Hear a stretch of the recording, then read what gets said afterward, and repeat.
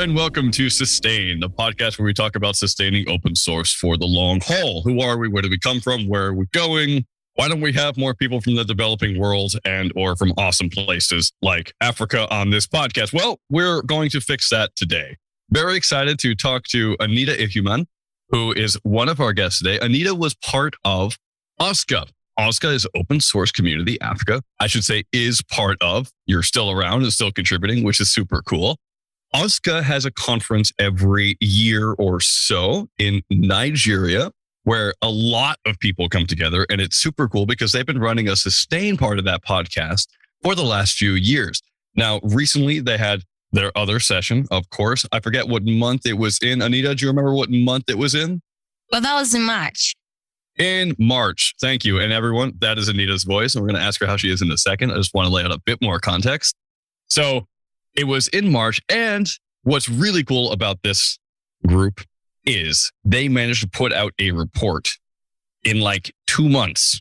As you may know, we had a Sustain report for the Brussels conference that took me like 2 years to make with the help of many people like John Hill and Ben. And so it's just really nice to see how fast people can make it if they work together and are awesome. So I'm just really grateful for the Sustain report from OSCA. And so we're inviting the people who facilitated workshops at that event as OSCA to come on this podcast and talk about what they facilitated, what they're interested in as far as sustaining open source and open source sustainability. Not that those are any different, and what their personal story is. So today we're going to have two different guests on this podcast, and we're going to have them one after the other. So the first one is Anita Ihuman. Anita joins us as a developer and a advocate for open source and an open source contributor, largely in the Apache sphere, but also in other places. Anita, how are you today? I'm fine, thank you. I'm really excited to be on this podcast today. Excellent. I'm excited to have you here. This is really, really cool. Okay, I want to know about your story. How did you get involved with open source and how did it get you to where you are today? I started open source the same year I started my tech journey. That was in 2020. Thanks to the pandemic. I never thought I would say this, but yes. Thank you, pandemic. Yeah, I got to hear about open source from OSCA first things first. That was the Open Source Africa community. And the press conference, that was actually the first conference where they shared a lot of cool swags. And I think that was a catch up for me because I really liked the free things a lot of people came back with. And I was interested, but I didn't have enough confidence to actually contribute because it's actually tricky to get into open source if you're new into the system. Then I heard of Gnome and a friend told me I could contribute, but non-code contributions. And that's where I joined the scalable onboarding team.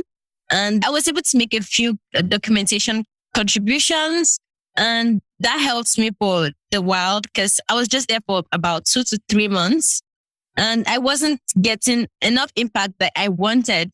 Then I found out about the She Code Africa Contributor Challenge, where they said the highest contributor gets a gift. And I was interested in this one too. So I tried to contribute. And that was my first code-related contribution. And it was Layer 5 community. And well, it wasn't so smooth, to be very honest, because I spent an entire week on one issue. An entire week. And I had to ask questions and like delete Git like 1,000 times to install it again because I was really, really confused. But at the end of the day, it got merged and I liked the way the community was receptive. And I thought this would be a great place for me to just build my contribution journey. And I started off with very tiny contributions because at the time I was a front-end developer. So I would contribute to the UI of the website and also improve on the documentation and the README. So I kept on with that. And over time, I realized that not only do I like engaging with people, but I also like helping other persons to not experience the same difficulties that I encountered my first 1 week contributing. So I started helping a lot of contributors to onboard into the community. So if you have any challenges, I'll hop on a call and walk you through the entire process and also help you to like have the great contribution experience just so you don't have to come back and tell the same story that I am telling today. Yeah, so that just went on and I transitioned from the contributor with no idea of what open source is to a community manager in a space of 6 months. And that's how it all just began. That's amazing. That is super cool. That is fast. That is a fast entry into open source, which is awesome. I empathize with you on it takes a whole week on one issue. At the same time, I'm just like, I've had issues that I've been sitting on for years. But it does, it takes effort to do this. And I love that you have not only dived in, but also managed to help other people out, which is really, really exciting. And that you're focused on documentation. Documentation is the great multiplier. Anyone can write pretty good code given enough time and education and willpower, all things. But it's very hard to have other people interested in working on that code with you. And that normally happens through documentation. I always see it as laying out the red carpet for other people to come help out. Now, at OSCA, you were asked to facilitate the open source documentation workshop as part of the Sustain group. Can you talk a bit about how that workshop went and what it was like to facilitate it? Oh, sure. So it was actually a great experience because the previous year I attended the Sustain group and I was able to learn so much. And it made me realize that, that I could actually teach, not only learn from other persons. And then the past year, they invited me to facilitate. And I was like, okay, maybe I could use this to also hear other people's opinion about documentation in open source. And then I led the whole section. I focused mostly on questions that a lot of people would encounter challenges in, the major question, which is, do you actually read documentation for a project? And I found that so many persons don't do that. A lot of persons don't read documentations. And their reason is either the documentation is not concise enough or it's not informative enough. And that is a huge challenge because we're coming to our documentations to get information, right? But if it doesn't give us that knowledge we're looking for, then it's a big problem we're facing. And I also found out that a lot of persons have experienced bad encounters, and this led them to either leaving or abandoning a project because the documentation didn't provide the necessary information that they needed.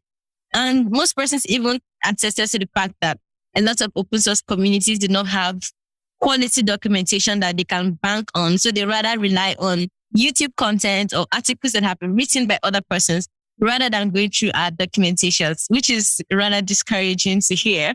But yeah, there are so many topics and so many opinions from different persons concerning their encounters with documentation. And yeah, it was really a great experience. I love that. Documentation is hard. It's often out of date. It's often not informative, but recognizing that is the first step towards fixing it. How many people were in that workshop with you? In my section, there were about 15 persons. There were lots of persons coming for the podcast. So we shared ourselves into groups, the different Sustain groups. So I was facilitating for the documentation, and there were about 15 persons in my section. So you've written about this on the blog. So blog.oscaafrica or oscafrica.org/sustain-africa-2022/community-report, which we'll have in the show notes. You don't have to try and write that. I also think I messed up a dash or a slash in there, so don't worry about it. But one of the things I want to bring to mind about this blog, or I want to mention here, is that you've written these 10 steps for what approach then do you think people can take towards achieving unified documentation standards in open source? Anita, I was wondering if you could help me out by maybe reading these out or maybe highlighting the top 3 out of the 10 of these different steps that you have here for what approaches you can take to build better documentation. What really spoke to you? I think the first would be actually prioritizing documentation during the project's building phase. Now, I'm going to give a quick example of this particular one. Recently, a company reached out to me that I should join their team and improve on the documentation. And they're building an open source product quite all right. So they sent me a link to the website, and there was literally nothing on the website. It just had the name of the project and the goal they're working towards, but I didn't see any information that explained what this project was all about. And then I reached back to them and I'm like, okay, I was trying to read and prepare for the interview phase, but I don't seem to see any information that actually gives me enough knowledge about this tool that we're trying to build. So how do I get access to this? And they say, oh, well, that's where you come in. We finished building the product and we want you to actually help us with the documentation.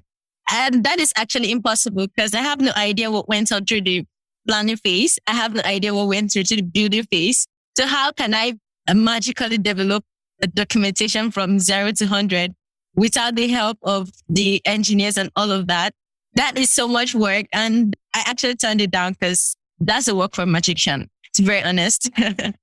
And I couldn't do that. So that's a typical example of how documentation is considered in most projects. It is the last backup plan that comes up after a project is curated and the planning phase goes on and everything is executed, and documentation comes last, which is actually very, very wrong.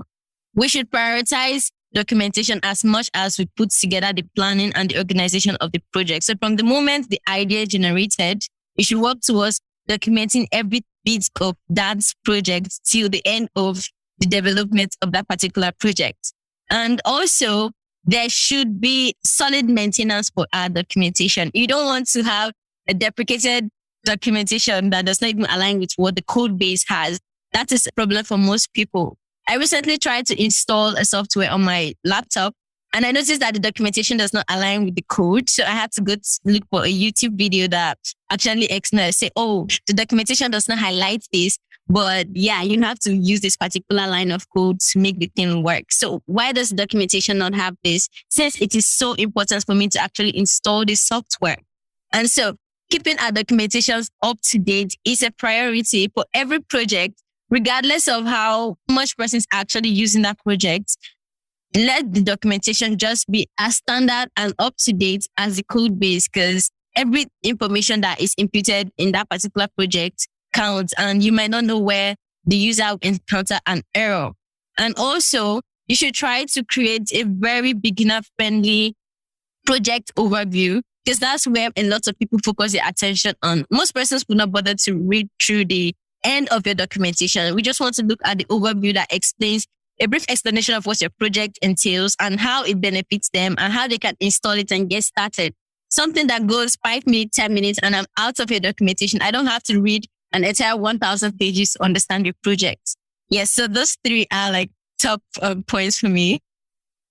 I like that. I agree the documentation needs to be something that you think about at the beginning of a project, largely because if you're going to do open source, then you're already licensing it in a way that you're going to ask other people to contribute. And asking them to do the hard work of being tall enough to ride the ride before you actually build the thing, it's ridiculous. It's a whole lot easier if you make it easy for other people. I really like step 10 here, or point 10, which is research the user and reader spectrum for your project and write your document according to reader spectrums, experts, intermediate, and novice. That makes a lot of sense to me. Don't just have one giant block of documentation, but think about what sort of users are going to approach this project. Now, this is great, and I think that having better documentation is awesome. I also think it's very tough to write documentation. A lot of engineers don't want to do it, not because it's something they hate, but because it's hard. And I think it's hard also because they don't like it. So it's kind of both. It's kind of the chicken and the egg problem. What I'm curious about is you have been saying you need to write better documentation. You need to write better documentation. Are there any easy steps you could recommend for engineers who don't have great approaches toward documentation, but want to get better? What do you think they can do to make it better, recognizing that they've already sort of failed and maybe they need help? How can they get help easier? Well, that's where quality collaboration comes in. Because yes, you can't do all of the work yourself. You're an engineer and you should stick to engineering. But if you work alongside with a technical writer who would actually curate or document this process, it will make the work a lot easier for you as an engineer and also the technical writer. So from the moment where you start to build as an engineer, you should work alongside with the technical writers that, yes, this is the step that we're at this particular stage. This is what this particular feature does. And this is what happens when it fails.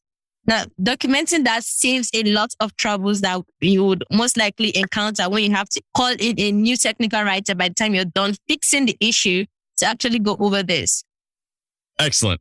Anita, at the very end of this blog post about your session, you talk about how we can sustain open source communities and projects through documentation. And you have 3 main points there. I think this will be really relevant to our listeners. What are those 3 points and how do you think about them? Okay, well, the first and the major one would be for the open source community to put together a standard for documentation for every open source community or every open source project. And so if I'm building an open source project today, I'm saying, okay, this is documentation part. How do we go about it? Or how do we achieve 100% accurate documentation that everyone in open source would actually acknowledge or say, yes, this is good? Then that is where the standard comes in. I can always refer back to the standard documentation that exists and then look at it and say, okay, my documentation is good in this area or in this improvement in this area, or it doesn't align with the standards that the open source community has set for every documentation for a project. And another point is if you set a program or a community that actually reviews project documentation. I know that in the Chaos community, we're trying to actually review open source projects to the point where we actually see if these projects have quality documentation. But it would also be good for the entire open source community to unanimously or like uniformly agree that, yes, this team is going to be reviewing documentation. So if your documentation is not up to standard, we're going to either give you a badge or like drop a review that, yes, this project is great, or there's need to improve on your documentation in this aspect or in this particular area, just so that every open source project works in one direction. Not if I have a different documentation standard, you have a different one, and every single person is just doing things according to how they feel the documentation should be. Yeah. And also the last would be acknowledging projects that follow these standards. And that's where I talked about the issuing badges or like leaving reviews after you actually go over people's documentation. So I walk through your documentation and I see that, yes, it's 90% accurate, and I'm going to give you either a gold badge or a silver badge. And I'll tell you, great job, try again next time. Or I tell you, yes, this is good, but needs more improvement. But then just some form of acknowledgement that, yes, you put in a lot of work into your documentation. It is good enough or it needs improvement. Awesome. Thank you so much for sharing that. Anita, what's next for you? Well, personally, I'm trying to build my skills. I've been trying to get into the cloud native community like for the past 6 months, and I'm trying to extend my strength in that aspect. Other than that, I'm trying to get as much knowledge on documentation as well as much as I can. And I've been trying to do that by writing and also speaking and advocating for documentation, because I feel like a lot more speaking needs to be done for people to understand that you can't come at the end of a project and start writing a documentation. And there needs to be a lot of advocacy for that. I completely agree. Where can people find you online if they want to reach out about potential documentation, things that they need or help or opportunities? Well, you can find me on Twitter at Anita_Ihuman with a small I, or you can also check me out on LinkedIn at Anita-Ihuman with the small I. Awesome. That's IHUMAN. Yeah. Anita, it's been great to have you on. Best of luck. Listeners, if you're interested in contributing, please talk to Anita. I'm sure that she would love to talk about documentation. We also have a discourse forum, discourse.sustainoss.org, where we talk about documentation. And we have another podcast in Sustain called Let's Talk Docs with Portia Burden and Eric Holscher from Write the Docs community. So if you're interested in hearing more about documentation from a Sustain perspective, do check out Let's Talk Docs. Anita, if you haven't listened to it yet, I really hope you do. And if you haven't been on it yet, I hope that you contact them about that. You can find Let's Talk Docs at ltd-podcast.sustainoss.org, or just go to sustainoss.org and look at the top. Anita, thank you so much. It's been awesome to have you on. I wish you the best, and let us know if we can help in the future. Thank you. It was great sharing my thoughts on this. Hope to see you soon. Thank you. Hello and welcome to Sustain, the podcast where we talk about sustaining open source for the long haul. Who are we? Where did we come from? Where are we going? How can we stop burnout from happening? Please, let's stop that from happening. I'm Richard Littauer, and I'm really excited to have our guest on today. Our guest, Atinuke Oluwabamikemi Kayode, is an awesome developer, a Python developer as part of OSCA, the Open Source Community Africa.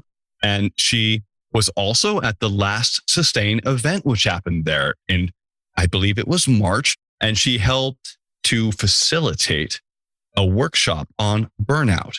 And so we're really excited to talk to her. Now, Atinuke Oluwabamikemi, who I'm now going to call Bami, which is her name for short. Thank you.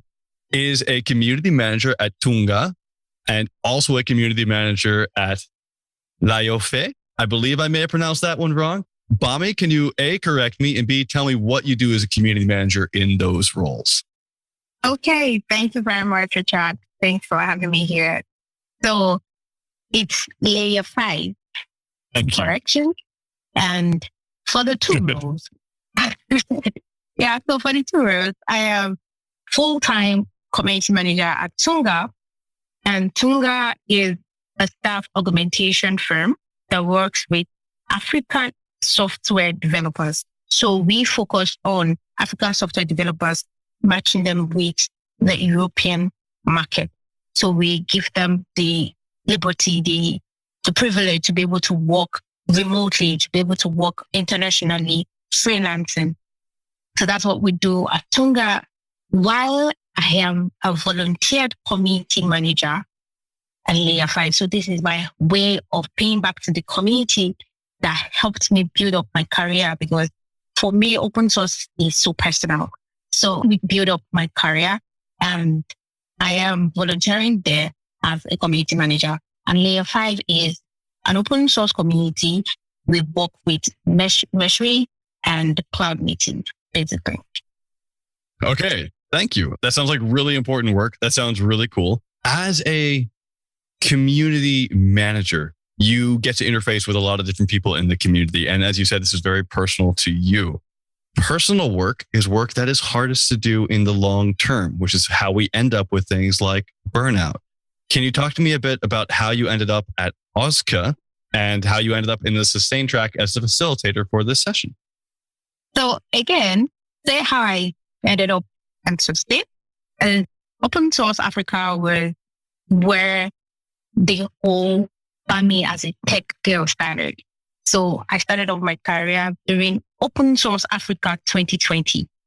I attended the event. It was amazing. I wasn't able to attend Sustain then, but for me, attending the event was life-changing. I started off my career immediately after the event, and then COVID started, which was good for me. Yeah, people say COVID is not so good here. I mean, 2020 is not so good here, but for me, it was like my year is the year I kick off my career, and it is like an amazing year for me. So I started my journey, and in between, I was in Chico, Africa, and then I moved to Layer 5. I started contributing to Layer 5 project, and late 2020, I fell into burnout. So this is why it's so personal to me. I fell into burnout, and it was really, really dark. It was like a dark moment. And again, it was community that was able to like pull me out of it, that was able to embrace me, that was able to see me through this dark moment. And when I got out of it, I knew I would be a great preacher of open source, of burnout, and especially mental health and burnout in open source.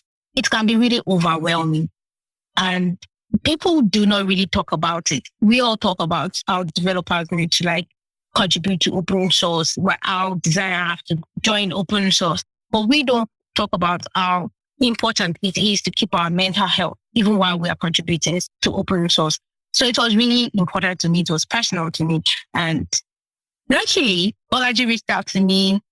Again, I was in Sustain 2021 that happened in November, but I didn't facilitate any section. I was just there. It was also an amazing section. And we talk about all topics, including burnout.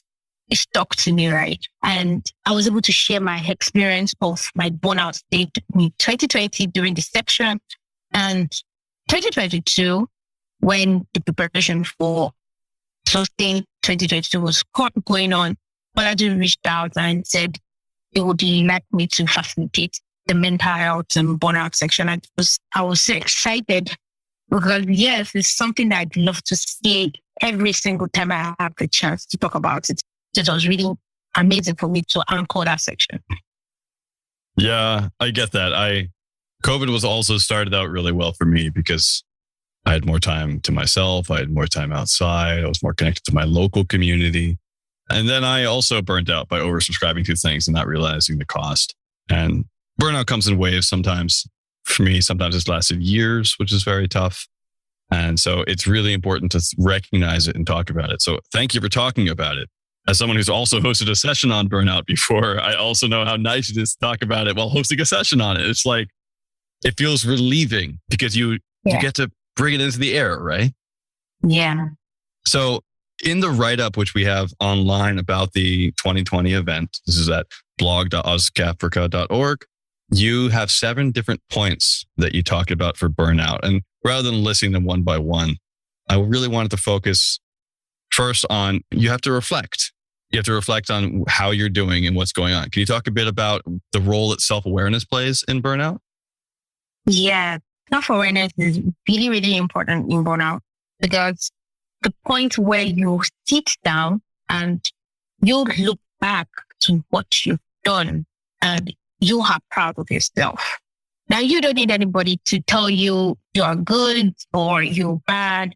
It is you realizing how amazing you are. So now it is about you. You have to be self-conscious. You have to be self-aware that I am doing this thing. I've done amazing things. So if I can't do this now, it is okay. I think that's really, really important during burnout. We tend to expect so much from ourselves sometimes, and we just like keep putting so much and so much and so much and so much to a point where we can't even take it anymore. So it is important for us to always telling ourselves that I did those things. Count what you like. For me, if anything should start happening now, I'm going to tell myself, yo, I did a lot of things some weeks ago. I've done things months ago. I've done great things. So it is okay for me to rest right now, because we just feel, we feel sad when we're taking a rest. I don't know. It's after we feel we are not supposed to rest. We're supposed to just be working and working and working and working and working. But no, we are mortal. We have to rest at some point, and it's okay to have that rest. We have to let ourselves tell ourselves countless times, it is okay for me to rest. So self-awareness is very, very important in reflecting back to amazing things you've done and telling yourself, reminding yourself that, yes, I did all those things and I want to rest right now. Thank you. I totally feel that. Resting is awesome. At the same time, resting is difficult for some people because they have jobs. And it also puts the onus on the maintainer, the coder, the contributor, the designer, the practitioner of open source to think about themselves and how they're doing, and as if they're the only people in charge. Now, one of the things you brought up during the session was that actually it's a company's responsibility to look after the mental health as well. It's not just you. Can you talk a bit about the role that companies and the ecosystem play in stopping burnout for maintainers and developers? The role of companies, of organizations during burnout, it can't be overemphasized, because if the company are not, for me, for an individual, say you have burnout and the company do not care about it, I don't know how you're going to get out of that burnout easily. It is not easy. It takes a lot of effort for one to get out of burnout. And it takes community, it takes the organization to recognize that this person is doing amazing things and this person is going through this phase and they're helping you through it.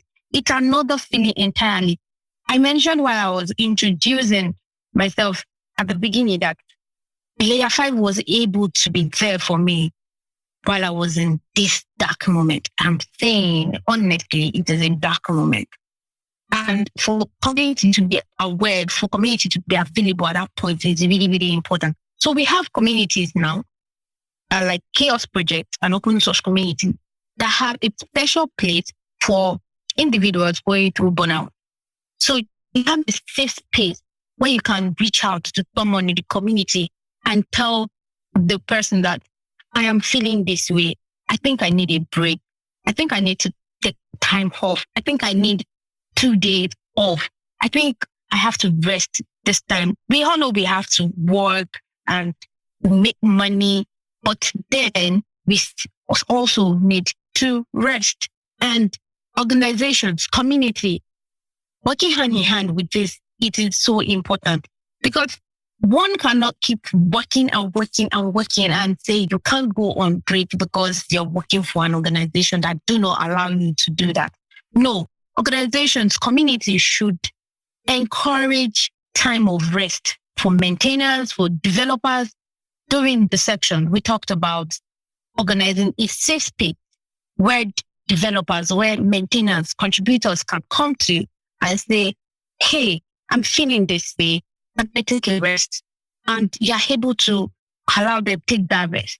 And also, you can listen to their story when they have story to tell. Some people just want someone to talk to at a particular time. It's not so cool to make open source community so rigid on contributing only.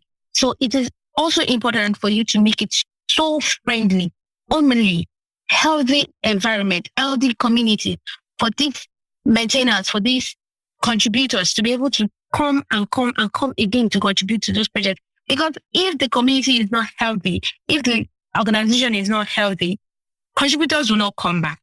They will not come back to contribute to it. So how do you want to sustain open source software if the communities are not healthy? So it is also important that organizations put effort in helping, in creating awareness of how to maintain mental health, because we know mental health burnout is inevitable. So it is important for communities to create awareness of how to handle this mental health when they have it and how to hold on to themselves and give them enough time to rest. So yes, I think it's important for communities and organizations to make these things possible in each community. Bami, thank you so much. I love that sentiment. I also love that you brought up things like the Chaos Project. These are independent spaces that are not necessarily organizations or companies, but can be contributed to by companies as part of a way of addressing systemic burnout, providing a space for people to lean on their communities when they need to rest.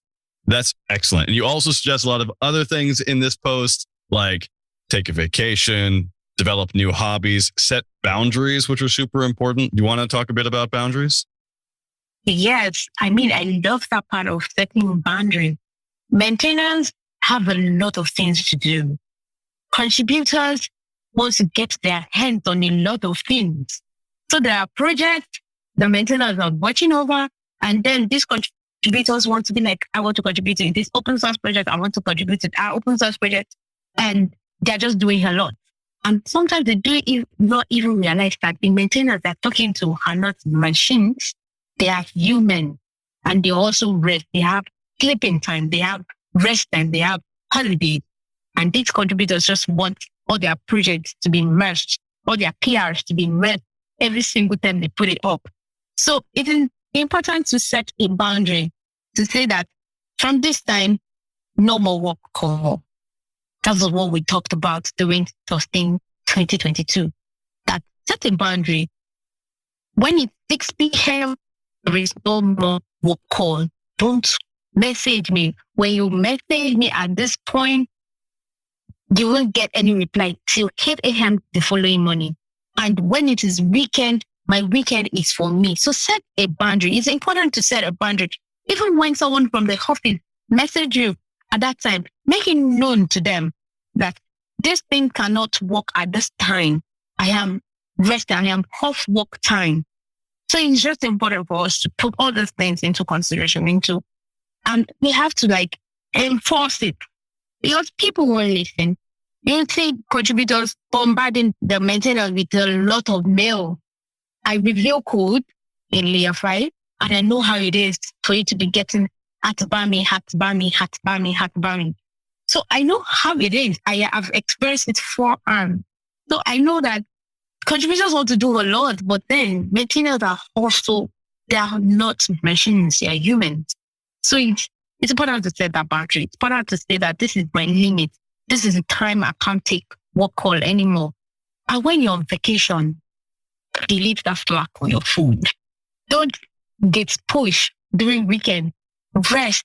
Enjoy the weather.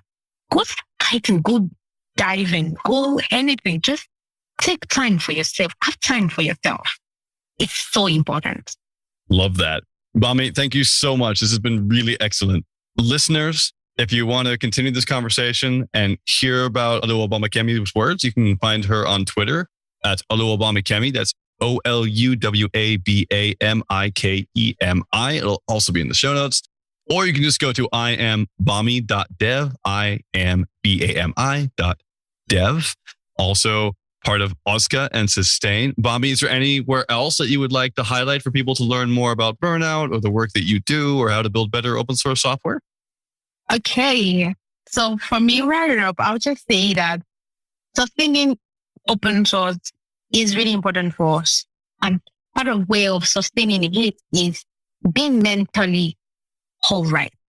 So you can't be not mentally okay and be able to sustain open source, because these people that are working, these people that are contributing, that are trying to make open source better and trying to sustain open source are all humans. So they need time to rest. They need time to have time for themselves to reflect. Should just be them at some point and not just working and working and working. Because basically, these people also have some side job they're doing. They have their own personal life. They have their job, and they still come to contribute to open source to make open source sustainable.